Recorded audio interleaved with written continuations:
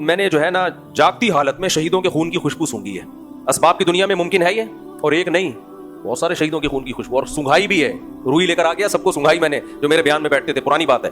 ایسے کئی واقعات ہیں, شہید کو 1 سال 2 سال 3 سال کے بعد قبر سے نکالا, خون بہ رہا ہے اور جسم سلامت ہے. اس کے تو بہت واقعات ہیں. یعنی میں نے خود یہ والا واقعہ نہیں, ہاں شہید کی لاش کا 1 ہفتے بعد محفوظ ہونا تو میں نے دیکھا ہے.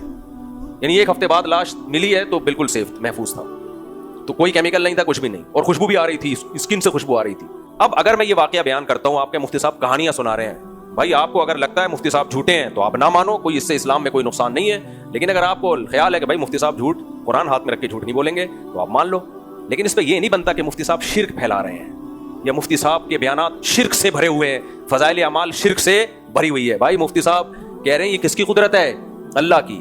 یہ شہید کا کمال نہیں ہے کہ اپنے خون میں خوشبو پیدا کر دی. خون میں خوشبو پیدا کرنا اسباب سے ہٹ کر ہے, یہ سائنٹیفکلی ممکن نہیں ہے. اسباب سے ہٹ کے کام کون کرتا ہے؟ اللہ. تو اگر یہ واقعہ کتابوں میں لکھا ہے حاجی امداد اللہ مہاجر مکی نے کشتی اٹھا کے باہر نکال دی, تو یہ اسباب سے ہٹ کے کام ہے, یہ کسی ولی کے اختیار میں نہیں ہے. تو یہ کام اگر ہوا ہے تو کس نے کیا ہے؟ اللہ نے کیا ہے. ہاں ایک سوال یہ ہوتا ہے کہ قرآن و سنت چھوڑ کر ان قصوں میں لوگوں کو کیوں لگایا ہوا ہے؟ اس کا جواب یہ کہ اگر قرآن و سنت چھوڑ کے لگایا ہوا ہوتا تو واقعی غلط کیا ہوا ہوتا.